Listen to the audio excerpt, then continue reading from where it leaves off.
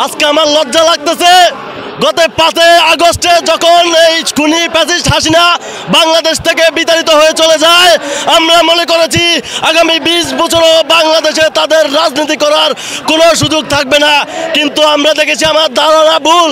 গত 9 মাস পেরিয়ে গেলেও খুনি হাসিনা যেই 2000 লাশ জুলাই বিপ্লবে পালিয়েছে, খুনি হাসিনা যে আমার 30,000 ভাইকে পঙ্গুত্ববরণ করেছে, আমরা তার সঠিক কোনো বিচার পাইনি।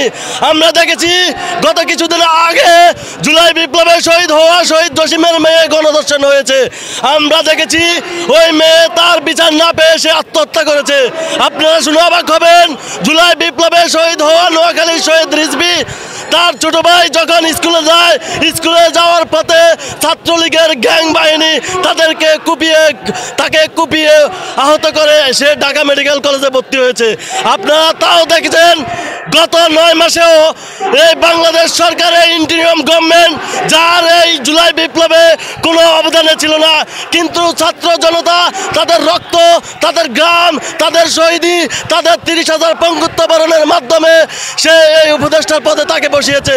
কিন্তু আমাদের ছাত্র জনতার সে পরিশ্রমের সাথে বেইমানি করা হয়েছে। আমরা দেখেছি যে এই খুনি ফ্যাসিস্ট আওয়ামী লীগ বাংলাদেশের একটি জঙ্গি সংগঠন, যে একটি কুখ্যাত সংগঠন, এই সংগঠন 5 তারিখে যখন বিতাড়িত হয়েছে, 6 তারিখে এই সংগঠনকে নিষিদ্ধ করার কথা ছিল। কিন্তু জুলাই বিপ্লবের 9 মাস পেরিয়ে গেল, এই সংগঠনকে এখনো নিষিদ্ধ করা হয় নাই। আমরা আজকে যমুনা থেকে বলে দিতে চাই, আপনি ইন্টারিম গভর্নমেন্ট কি করতেছেন?